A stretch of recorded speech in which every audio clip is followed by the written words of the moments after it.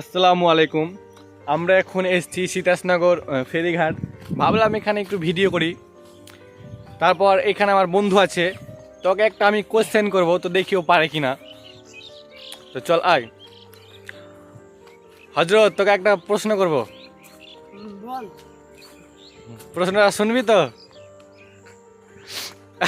হাসিস কেটে তুই আবার। এখন আমি আপলোড করিনি ভিডিও।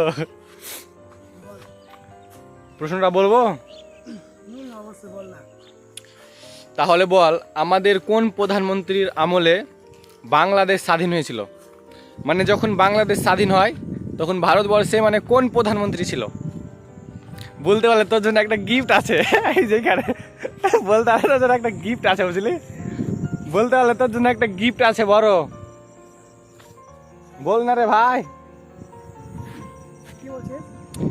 আমি বলছি যে যখন বাংলাদেশ স্বাধীন হয় তখন আমাদের ভারতবর্ষের প্রধানমন্ত্রী কে ছিল?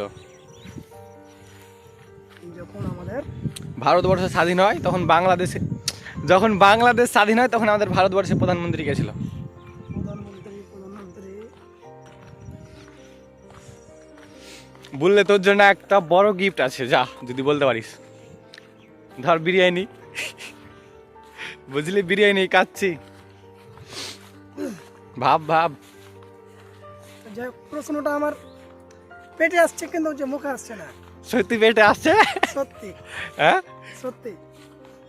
তো যাই হোক, পারলাম না ভাই, তুই বল। তাহলে বিরিয়ানিটা খাওয়াবি কি বল, তাহলে আমি বলে দেবো। বিরিয়ানি কি খাওয়াবি? বল, খাওয়াবি কি বিরিয়ানি? তো বল না। তো বল হ্যাঁ খাওয়াবো বল। খাওয়াবো, যা বল। ঠিক আছে। তো যখন বাংলাদেশ স্বাধীন হয় আমাদের ভারতবর্ষের প্রধানমন্ত্রী ছিল ইন্দিরা গান্ধী। তো আপনারা বলেন আমি ঠিক বললাম কি ভুল বললাম?